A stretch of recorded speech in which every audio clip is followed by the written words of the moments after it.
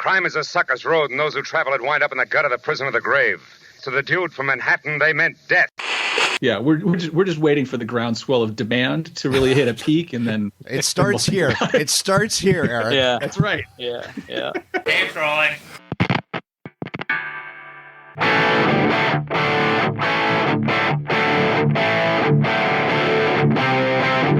Welcome to Abandoned Albums, the documentary podcast where we take a closer look at some albums that may have been forgotten about over time, and some albums you may not be aware of. I'm your host, Keith R. Higgins. Co-piloting this episode of Abandoned Albums with me is, once again, Rob Janicki, writer and creator of the multimedia project Generation Riff. Hi, Rob. Hey, Keith. How are you? I am fantastic. Fan-fucking-tastic. This is part one of a special two-part episode of Abandoned Albums where Rob and I sit down and talk with Eric Beetner. Before he was an Emmy-nominated producer and editor, before he was the author of over 25 books, before he was the writer that Lit Reactor referred to as the 21st century's answer to Jim Thompson, Eric was a musician. But more than that, much like Sheena, Eric was a punk rocker. Eric talked to us about those salad days when he was fronting the LA-based band Go Dog Go, and then later Build Your Own Monster. He shared with us some stories about what it's like fronting a band, being on the road, the music business as a whole, and some other things along the way. So, Go Dog Go. Wow, that was not what I expected at all. It's named after a children's book. Yes? It is, yeah. Yeah. Why? We went through the usual band problems of trying to find a name, and everyone had their opinions and everyone had their favorites, and we couldn't pick. So we literally wrote a bunch of options down and threw them in a hat. And that Go Dog Go is one that I wrote down because I loved that book as a kid too. And that just happened to be the one that we pulled out. And I think over the course of the band, we were all fine with it. I don't think anyone was ever fully in love with it at any point. I said to Keith, I'm like, they have, there's a traditional New York hardcore punk sound to them. And one of the bands that came to mind, you have the classic ones, but then like some of the newer ones. I say newer because I'm a kid from the '90s, but in the early '90s, a band like Quicksand. Yes, I hear them a lot in your record. So I was trying to figure out like where or how do guys from the West Coast pick up that influence or that style, and then add the West Coast style as well, because you do have that with the melodies and things. Well, I applaud your astuteness because I grew up, I moved around a lot, but then I landed in Connecticut. So my sort of formative years and where I started playing music, where I started really getting into music, I was living about an hour outside of Manhattan. Mm-hmm. And so that New York hardcore influence that you talk about, that was my youth. That was my bread and butter.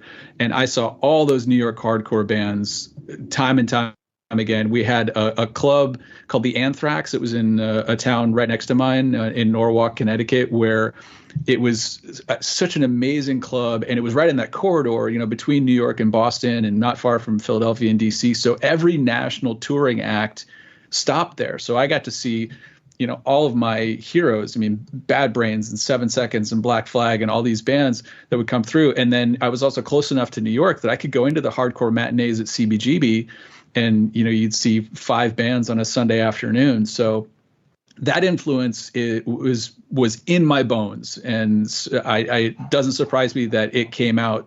And then the other guys in the band, Tim and Craig, they came out from Mississippi. They had maybe a little bit more of a Southern rock, definitely more of a heavy metal thing.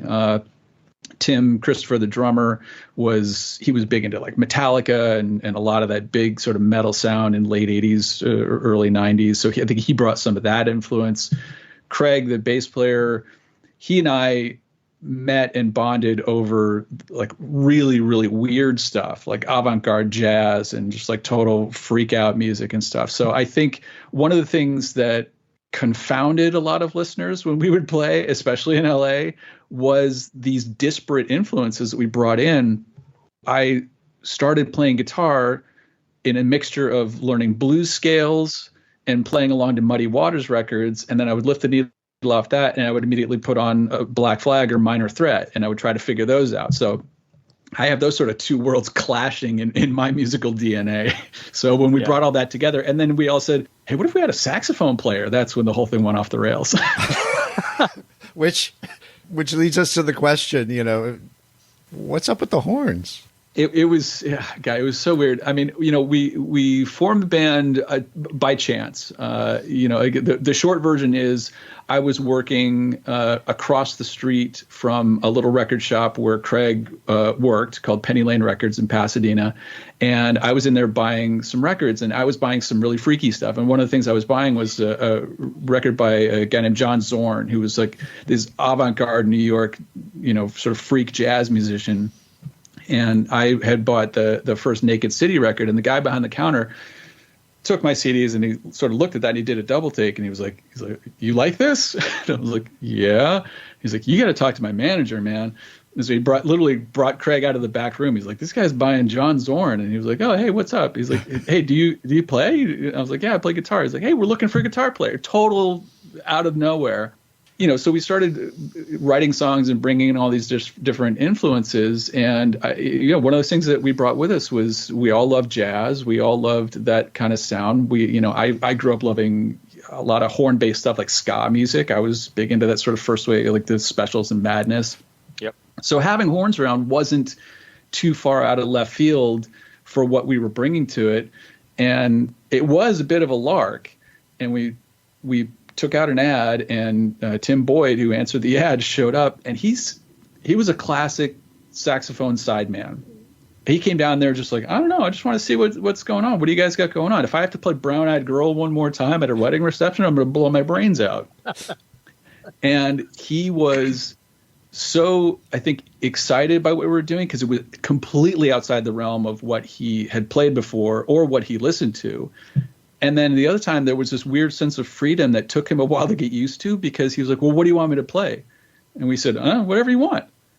And he it took him a while to get with the program. And then once he realized that he had free reign to just freak out as much as he want, he really relished it as such a breath of fresh air for the stuff that he was normally playing. So it worked out great. Yeah, you can hear that in some of the songs.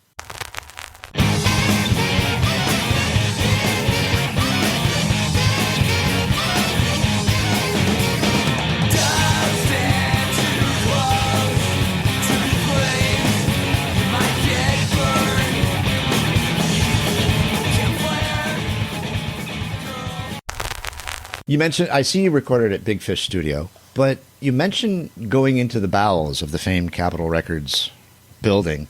It's an amazing building. I've never been inside, but why were you going in the bowels? Were you doing mixes or what? No, the bowels are where the recording studios are.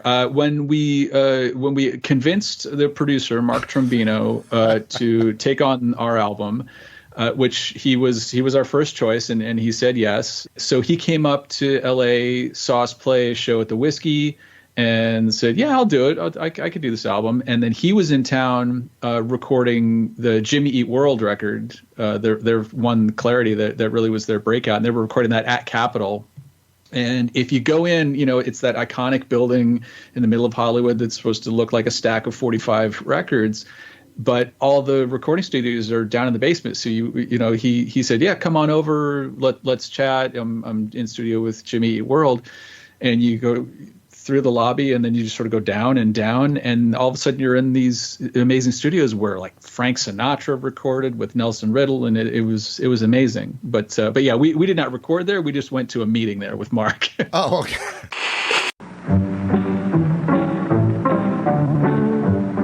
To 60 years ago, people were introduced to peanut butter for the first time.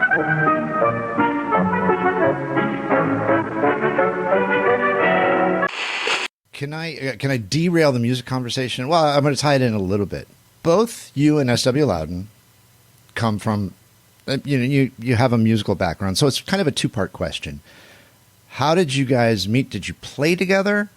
My second question would be, both of you went on to write noirish, crime, pulpy type of fiction. And I'm wondering if there's some sort of connection between the punk rock that you played and the books you're writing today. Yeah, Steve and I did not know each other when we were playing music. We met through writing, and immediately once we realized we had this connection, then we were like, "Oh my God, you're my best friend."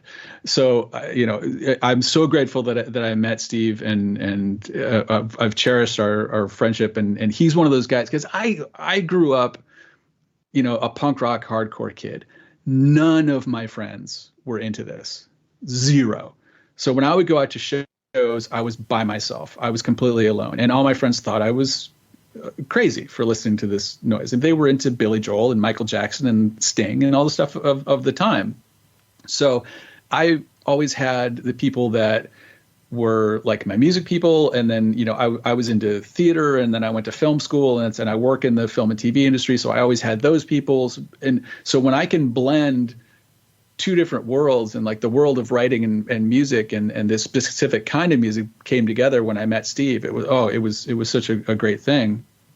And I do think, I think there is a point there. There are some parallels to, I think, embracing a darker style of music, whether that's like hardcore punk or, I was always like right on the fringe of metal. I was never really a full on metal guy, but I liked the metal stuff that I did like was the really dark stuff, Slayer and Cannibal Corpse and Venom and things like that, where it was like, if we're going to be a metal band, let's do it. Let's sing about Satan and the end of the world. And it's like, why not?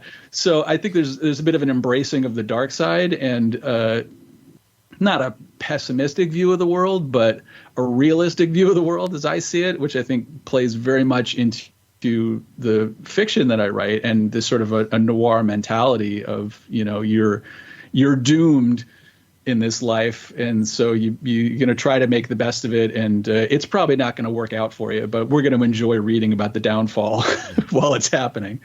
I do like to describe the literature this way. It's like bad people against worse people. A lot of times there's no real good guy. Yeah, well, and I think those are the kind of stories that have always been interesting to me. And yeah, I think if you do sort of draw that line back in time to the lyrics, you look at a band like Fear and a song like I Love Living in the City, and how many songs did I have in my rotation? You have like I Don't Need Society by DRI, or Fuck You by DOA, or I Don't Care About You. All these songs, they sound incredibly negative. And they, to my dad walking down the hall, he thought I was on drugs. He thought I was, he talked about sending me to military school.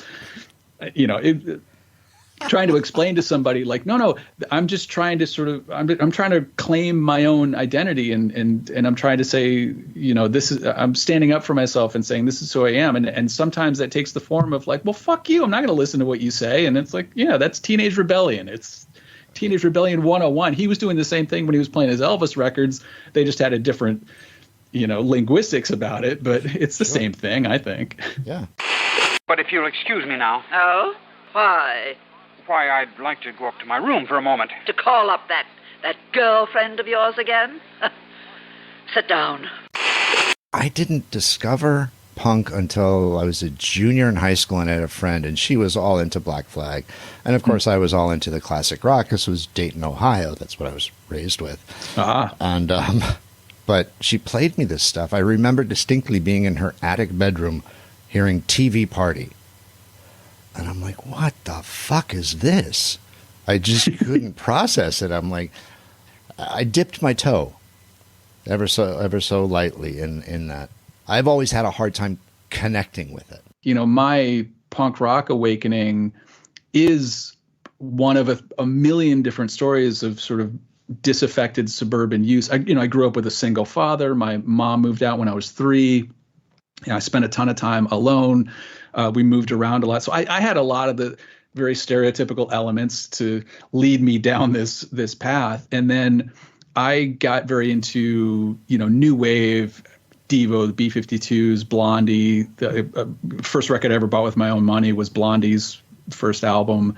So I was pointed in that direction.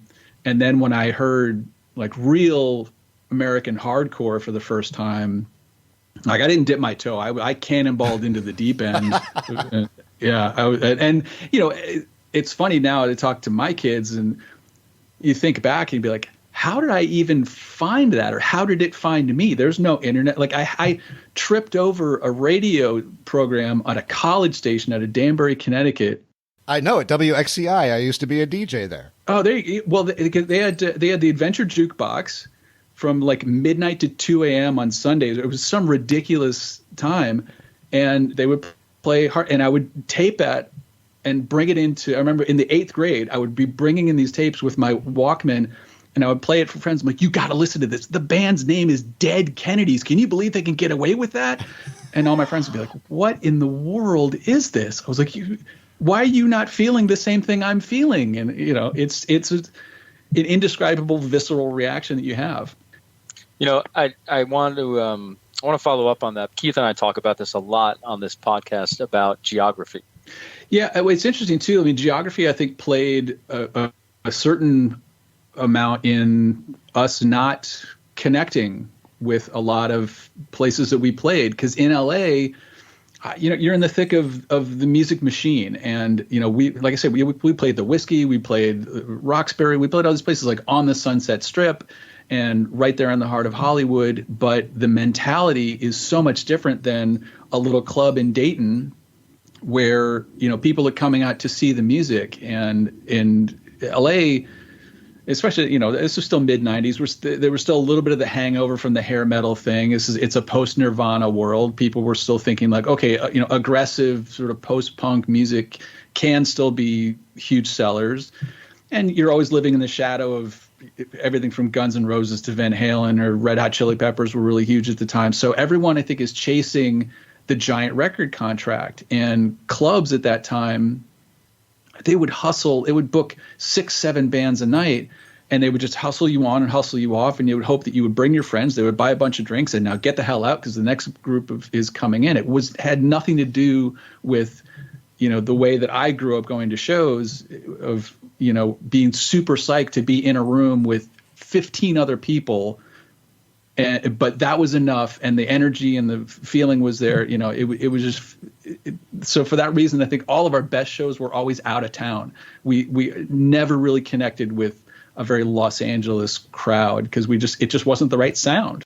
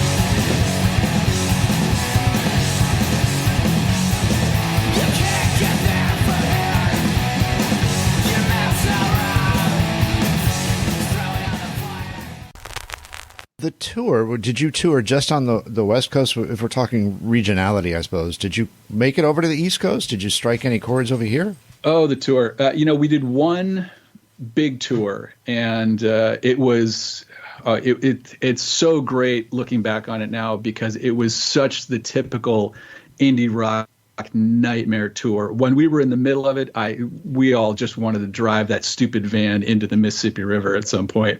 It was the war. We left LA having 18 shows booked, and we came back 3 weeks later having played I think 7 of them. What? It was oh, don't get me started. So my whole thing was, again, like coming from this punk rock sort of DIY aesthetic, is I was our booking agent. I wanted to be the driving force in this band, and all I ever wanted to do was get in the van and go and play everywhere. And I knew fairly well that loose network of tiny clubs and out of the way places that would cater to our kind of music. So I knew, like, okay, I want to play Emos in Austin. I want to play the Empty Bottle in Chicago. I want to play, Gabe's Oasis in Iowa City, and all these like tiny little places in college towns and things that I knew we would be in front of a friendly audience.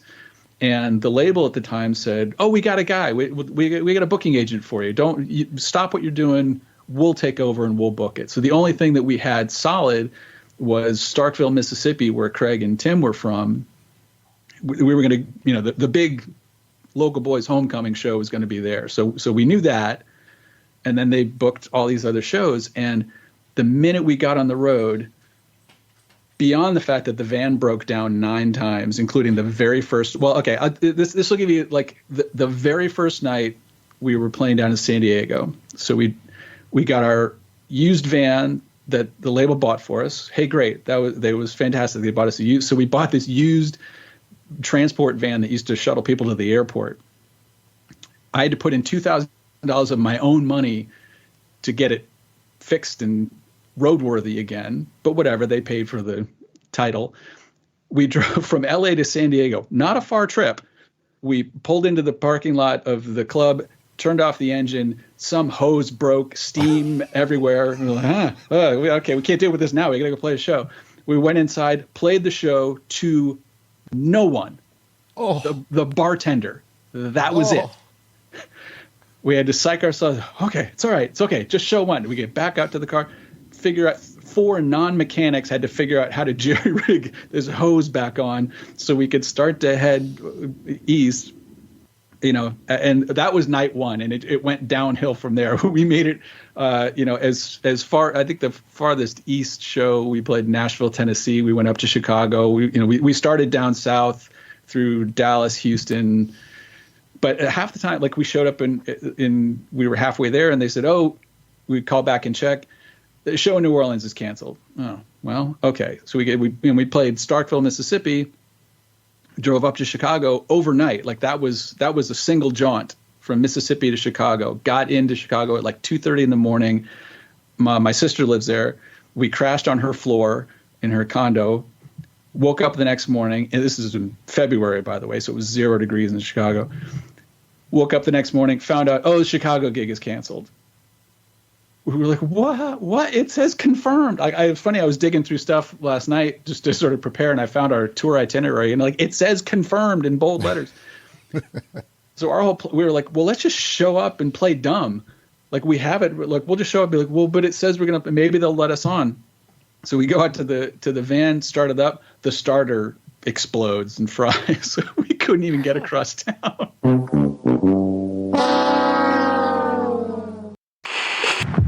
This is the sound of a human heart. Every beat can be a painful throb if you have a headache. So I had my little video camera, and I was just taping things incessantly. So I ended up with all of these hours and hours of footage that was too painful to look at until 10 years after the band broke up. I finally was like, you know what, I'm going to do something with this. So I cut together like a little documentary for the other guys in the band, and I made this hour-long film of the worst tour ever to give to the other guys in the band, just so we could remember how horrible it was. I mean, it sucks that you had to go through something like that, but I mean, you might have something on your hands right there in terms of like a how to or how not to, based on whatever your process is. The not to lesson for me was giving up control. It was like if we'd have booked it ourselves, it would have gone 100% better. But we let it into the hands of somebody else who didn't have our best interest or just wasn't paying attention. And even things like the show in New Orleans that got canceled. In a way, thank God, because I don't know if the guy who booked it had ever heard the band. And he saw they have a saxophone player. We played at Fitzgerald's in Houston, a big show that was like 400 people there, not to see us, but to see the headliners. But the headliners were 2 ska bands. They're like, they got a horn, just throw them on a bill with ska bands. And then we get to New Orleans, and we see flyers on telephone poles advertising the show that had subsequently been canceled. And on the flyers in big letters, it says "Fun Ska from L.A." We're like, oh, God, thank God we didn't show up to that show. People would have been furious at us. I don't mean to laugh, and I apologize. It's hilarious. The whole thing it's so funny now. 20 years later, to look back in retrospect, it was but such. I mean, we drove home from Salt Lake City to L.A. The van wouldn't get out of second gear.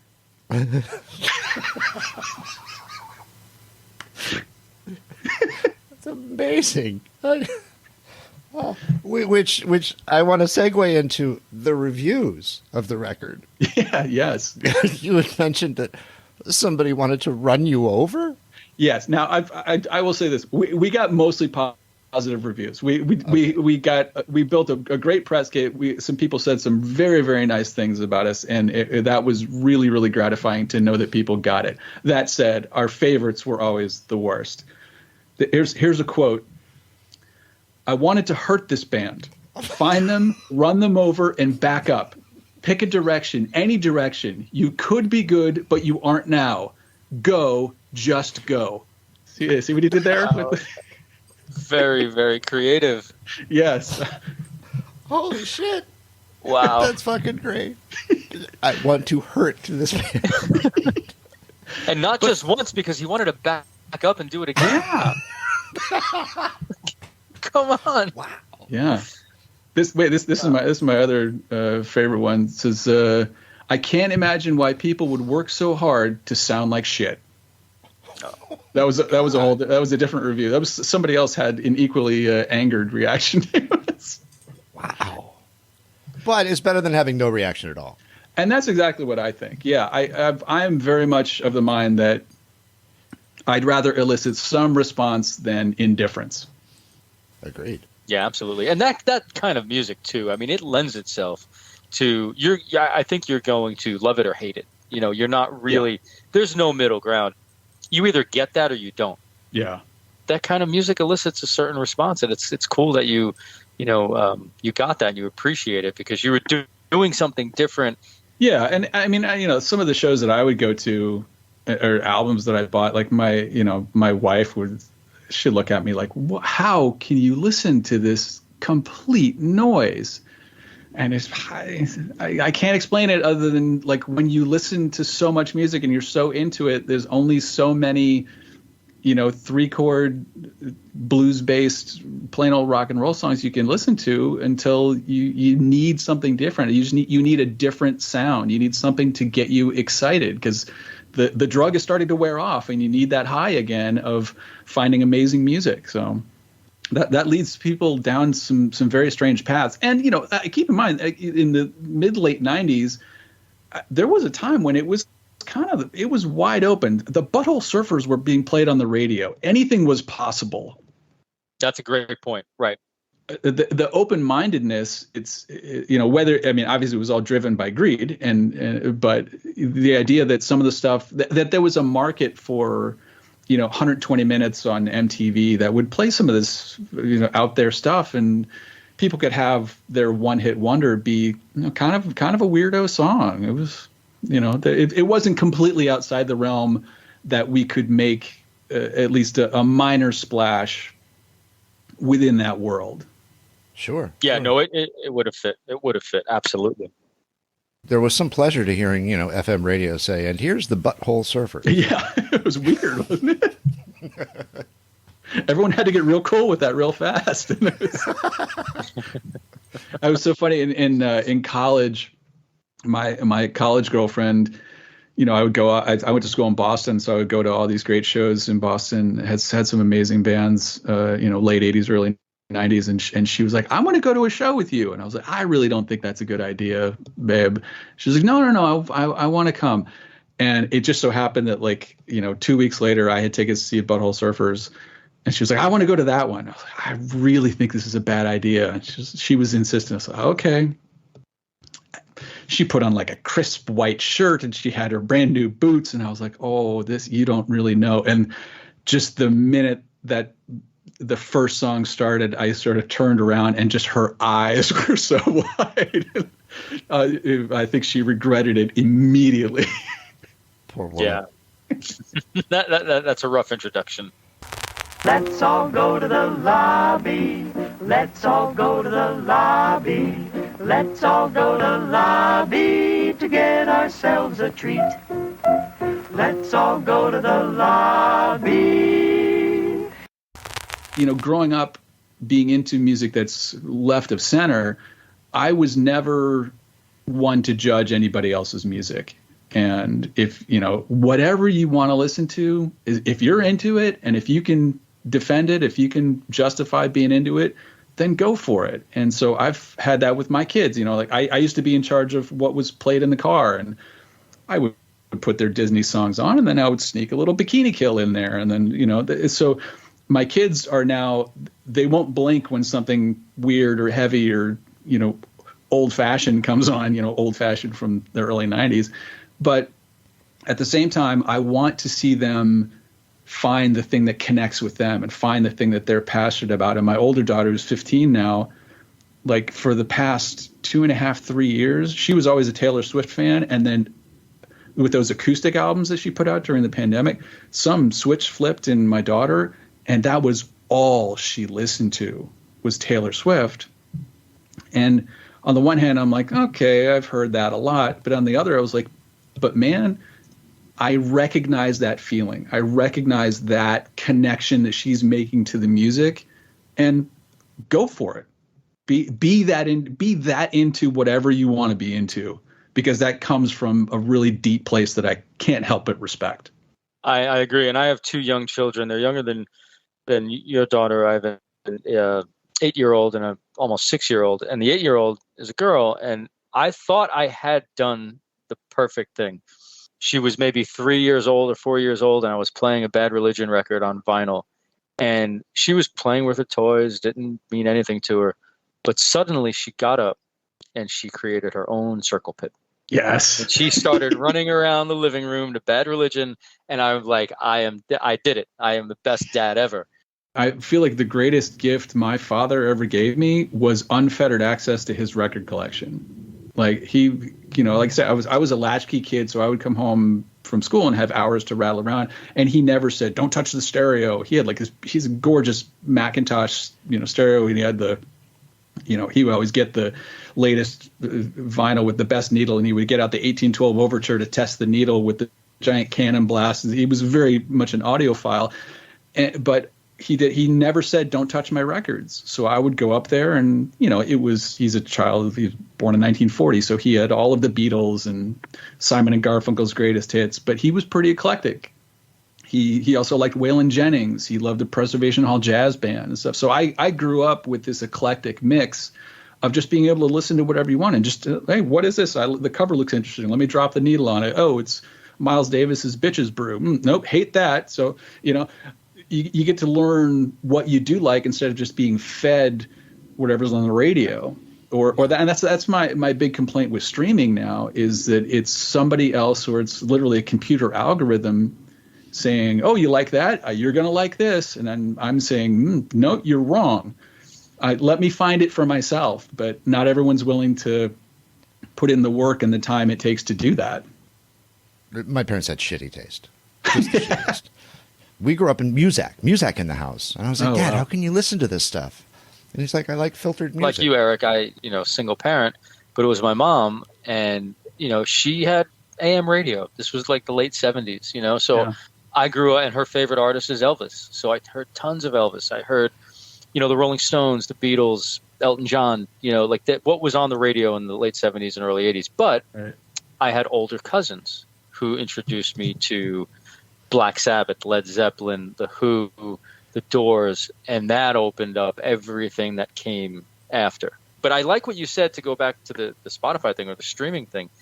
You're exactly right. I agree with you. It's an amazing tool for discovery if you're willing to do the work.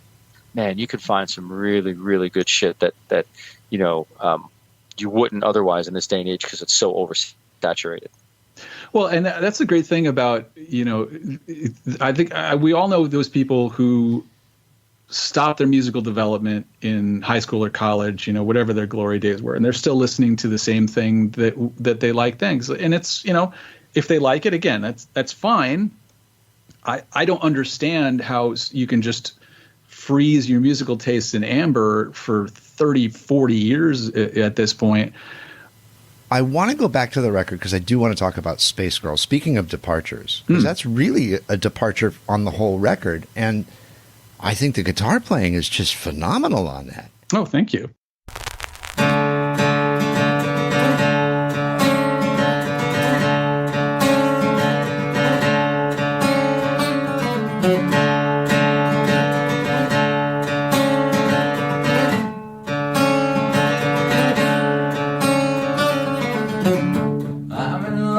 Space girl, she lives on another planet. When I go to sleep, she abducts my dreams for a while. Tired of being down here, I'm tired of the dirt. If she would let me use her rocket, I could fly away.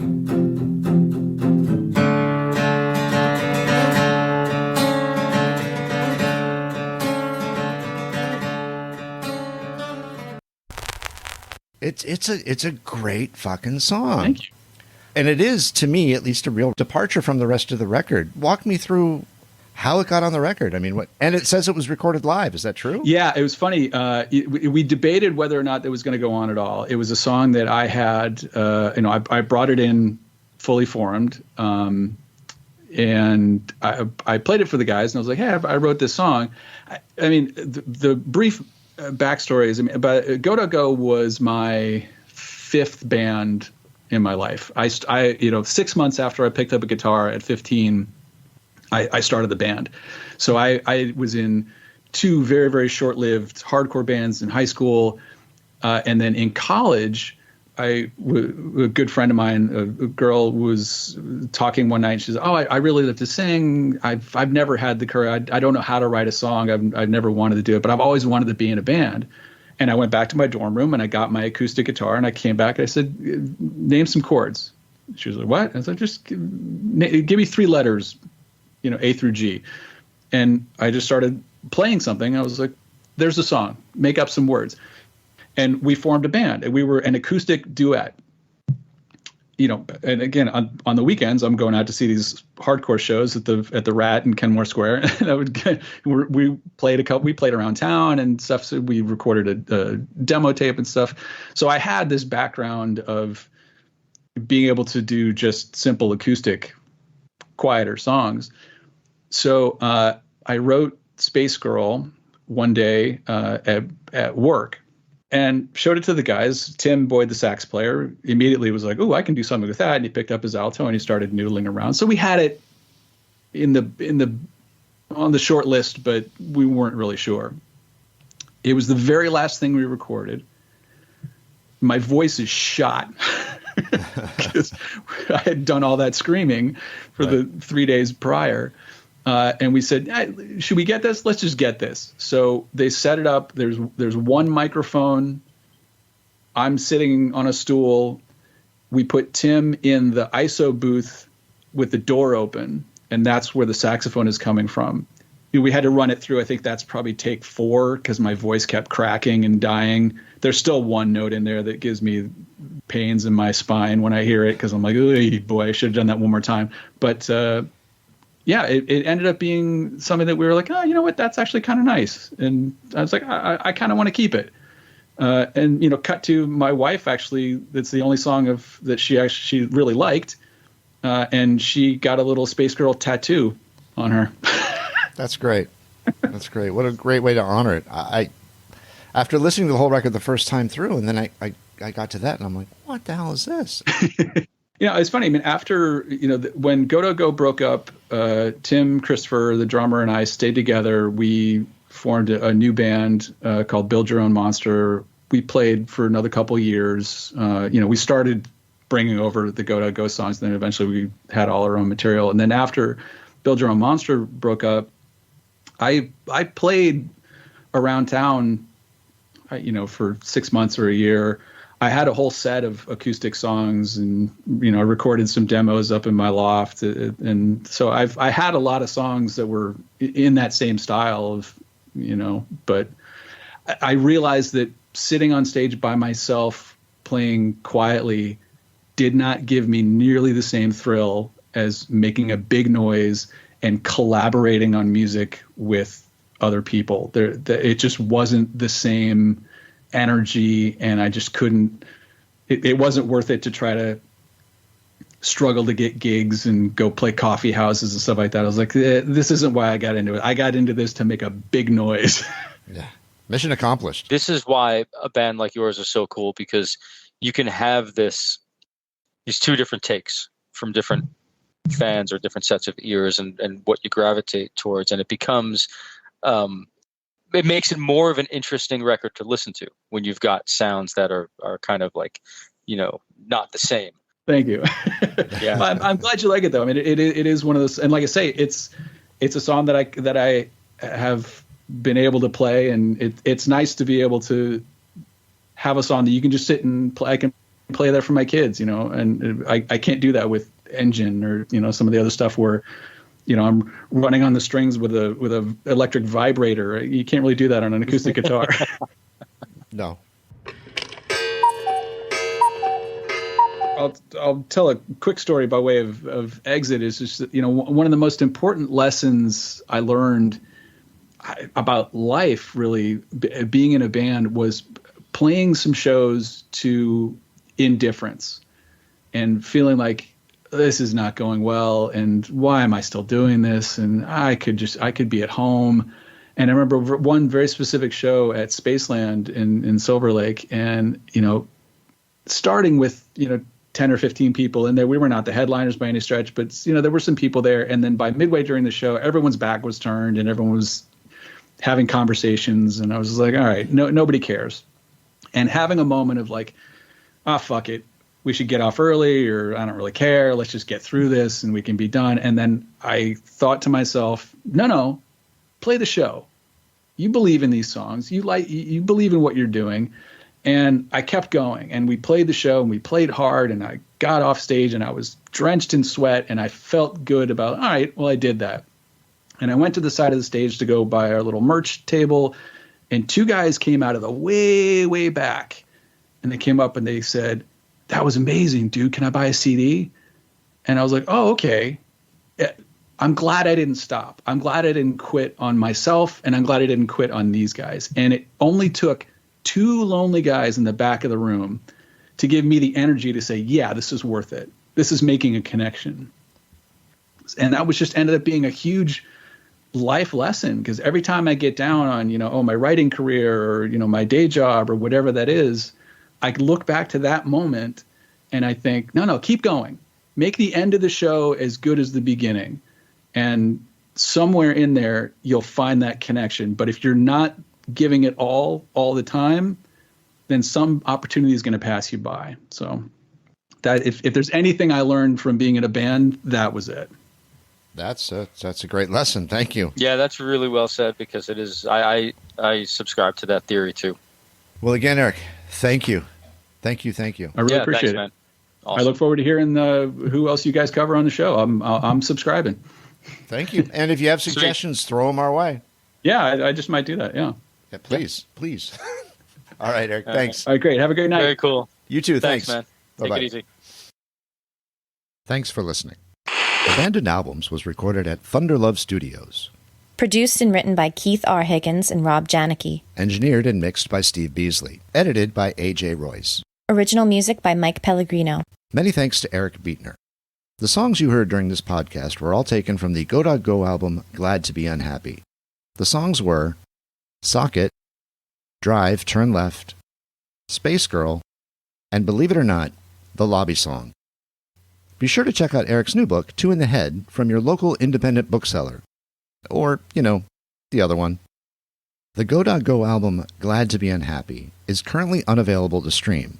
However, we did receive Eric's consent, and you can download the album by going to abandonedalbums.com. If you like what you've heard, be sure to subscribe and follow us on social media. At Twitter, we are at Abandoned Albums, and on Instagram, we are at Abandoned_albums. As always, thanks to Rob Janicki, S.W. Loudon, Nathan Sage, Steve Beasley, Mike Pellegrino, Tharina Bella, and of course, our executive producer, Rufus Thunderlove.